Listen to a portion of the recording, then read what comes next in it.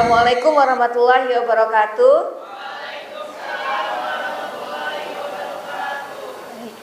Alhamdulillah siang ini kita bisa bersama-sama berkumpul dalam acara seminar yang diselenggarakan antara kerjasama LTPM Ushahid dengan Lions Club dan Biotek. Terima kasih untuk kesempatan yang telah diberikan kepada saya. Siang ini saya akan mencoba menyampaikan materi mengenai gizi untuk penderita diabetes. Next. Mungkin, oh ya boleh ya berdiri ya. Oke ya, jadi mungkin mengenai diabetes tadi sudah disampaikan oleh Bu Profesor Siti Fadilah. Mungkin kita next aja ya, langsung aja next ya. Tadi sudah dijelaskan gejalanya. Nah, mungkin kita bicara mengenai penanganannya di next. Ya, jadi di sini saat ini ya untuk penanganan penderita diabetes itu diawali mengikuti apa telah dilakukan penelitian secara klinis. Lalu berikutnya adalah bagaimana mengontrol porsi atau pola makan, dan yang ketiga adalah terkait dengan gaya hidup. Nah, pada siang ini saya akan membicarakan mengenai next pengontrolan porsi makan.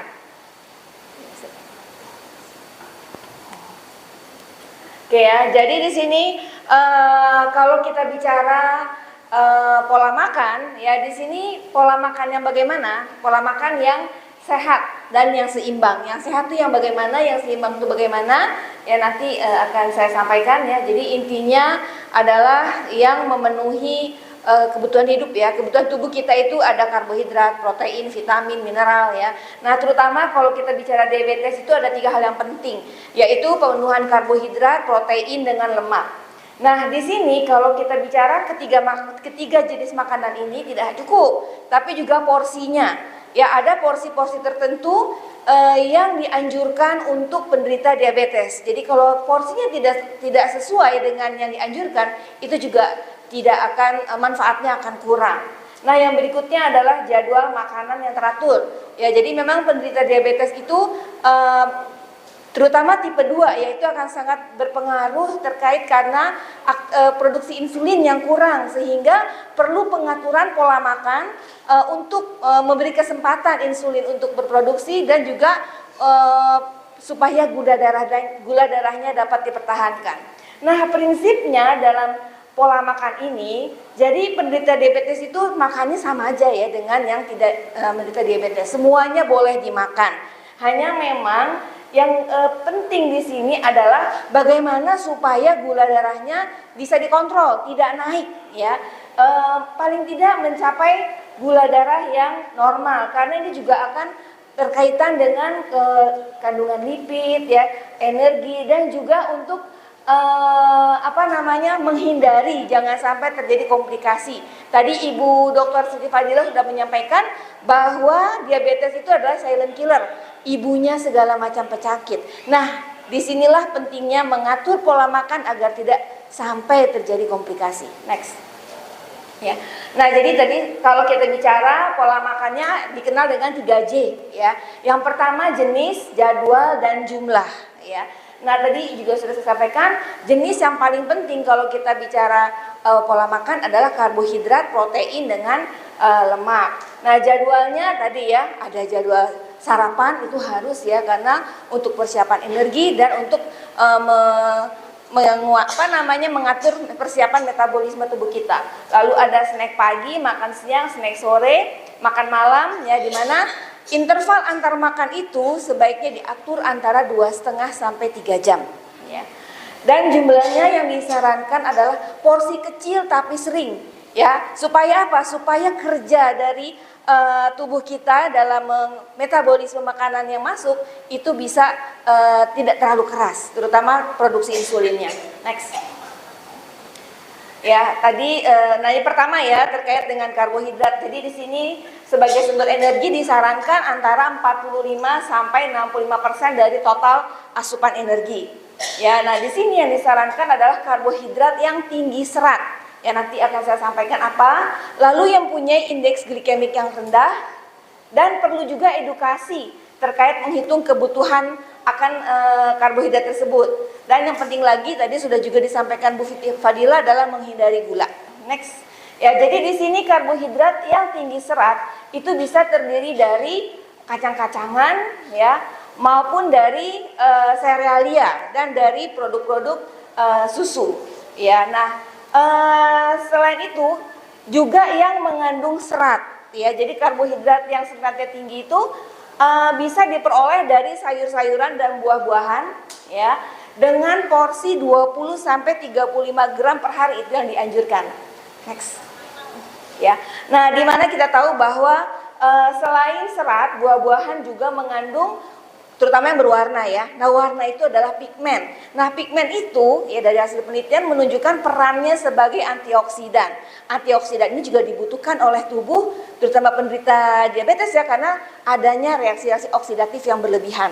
Ya, disinilah peran dari antioksidan tadi. Next. Nah, kalau kita bicara serat pangan, apa sih serat pangan gitu ya? Kenapa sih serat pangan gitu ya? Nah, serat pangan itu terdiri dari karbohidrat dan lignin yang dari tumbuh-tumbuhan yang tidak bisa dicerna oleh enzim dalam pencernaan kita. Sehingga dia akan tetap ada sampai keluar dari saluran cerna, ya. Nah, di sini selain itu ya juga ada yang namanya serat fungsional. Nah, ini adalah bagian serat yang memiliki efek fisiologis yang tentunya menguntungkan manusia. Ya, nah kedua serat ini jika dijumlah menjadi serat total dalam makanan. Oke, next. Ya. Nah, di sini makanan yang kayak serat itu kenapa disarankan? Karena akan diproses secara lambat. Kenapa secara lambat? Ya, nah karena memang tadi dia tidak bisa dicerna oleh enzim pencernaan, tetapi pada saat dia masuk ke dalam usus kita, dia akan lebih lama di usus, maka rasa kenyang akan lebih lama. Nah, selain itu juga pada saat terjadi gerak peristaltik usus, dia akan membersihkan lemak-lemak yang ada di dalam saluran cerna kita, sehingga di situ juga akan bisa memengaruhi tadi kadar lemak ya, bisa juga untuk diet orang yang obesitas gitu ya. Kalorinya rendah ya, dan juga gula yang dihasilkan dari serat itu akan sangat lemah. Nah, di sini memang serat ini mempunyai efek positif ya. Tadi sudah saya sampaikan, dapat menurunkan obesitas karena tadi dia bisa membersihkan usus ya, terus membuat rasa kenyang lebih lama. Jadi penderita diabetes tidak sering lapar gitu ya. Dan juga mencegah penyakit ya, seperti jantung ya dan kanker pada usus besar. Tapi memang ada efek negatifnya. Kalau terlalu banyak bisa menyebabkan rasa kembung dan gas. Kenapa begitu? Karena di serat ya itu juga ada yang namanya oligosakarida, di mana tidak bisa enzim tubuh kita tidak punya oligosakarida, jadi tidak bisa dipecah ya, sehingga di sini nanti akan dimakan oleh mikroba baik. Jadi sebetulnya menguntungkan ya, jadi prebiotik di sini makanan si probiotik. Nah, nanti si probiotik akan menghasilkan gas. Nah, makanya kita juga akan merasa kembung dan ingin keluar gas. Jadi sebetulnya itu sesuatu yang normal sepanjang konsumsinya juga normal. Next. Nah, tadi kita bicara sebaiknya memakan makanan yang mempunyai indeks glikemik rendah. Indeks glikemik itu adalah kemampuan bahan makanan dikonversi menjadi gula di dalam darah ya. Nah, di sini ada 3 kelompok ya, indeks glikemik rendah, tinggi dengan rendah, sedang, dan tinggi. Ya, jadi yang baik itu adalah yang indeks glikemiknya rendah. Artinya kalau dimakan ke dalam tubuh kita, dia tidak akan menaikkan gula darah tubuh kita secara drastis. Ini ada kelompok makanannya, nanti mungkin kecil-kecil ya tulisannya ya, nanti boleh di copy kalau mau di copy ya. Ada yang jadi indeks glikemik rendah itu kalau nilainya kurang dari 55, tinggi sedang itu antara 56 sampai 68, dan 70 ya, 69 ya. Tinggi itu kalau 70 ke atas. Next. Ya. Nah, berikutnya adalah lemak. Nah, kalau kita bicara lemak itu ada yang bentuknya monounsaturated ya, polyunsaturated ya, jenuh, dan yang trans. Nah, di sini memang kalau kita bicara yang mana yang sebaiknya dimakan, yang sebaiknya dimakan adalah yang monounsaturated, polyunsaturated ya, itu yang diutamakan ya. Yang saturated boleh tapi dibatasi, yang harus dihindari adalah yang trans karena ini akan memengaruhi mekanisme lemak dalam tubuh kita ya, dan juga lemak itu juga akan berpengaruh ke mekanisme biokimia dari gula, metabolisme gula maksudnya.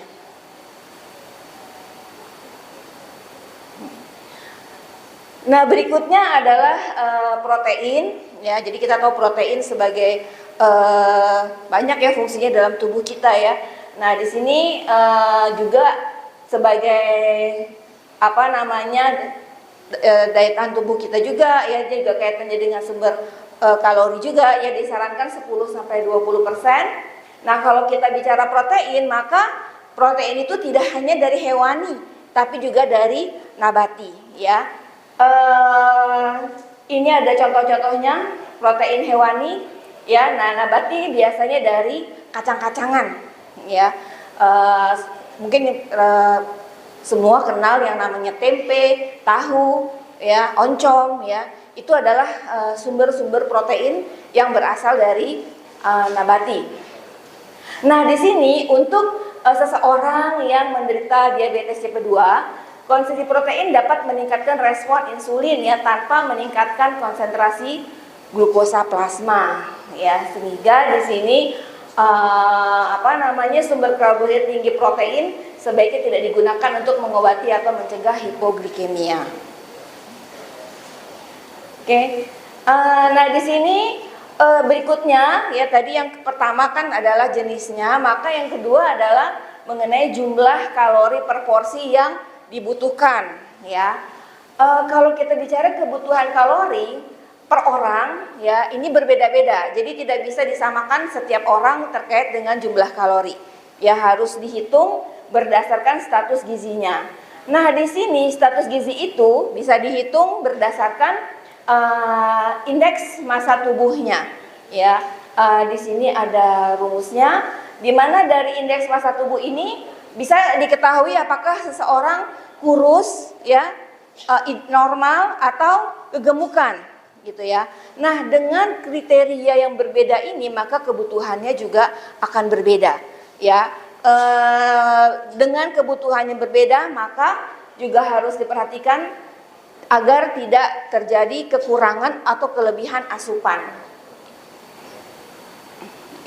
Nah, mungkin untuk ancer-ancer ya, sebagai pengetahuan saja ya, bahwa nilai kalori itu tiap jenis bahan makanan itu berbeda. Dimana kalau kita bicara sumber karbohidrat ya, 1 gram ya bahan sumber karbohidrat itu mengandung 4 kilokalori. Sementara itu sama juga untuk protein ya.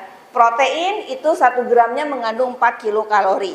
Ya, sementara itu untuk sumber lemak ya, 1 gram sumber lemak menghasilkan 9 kilokalori. Makanya kalau mengonsumsi lemak itu akan rasa kenyangnya lebih lama. Waktu pencernaannya juga akan lebih lama. Ya, nah untuk sayur-sayuran dan buah-buahan yang tinggi serat, maka 1 gram bahan-bahan ini mengandung 0 kilokalori.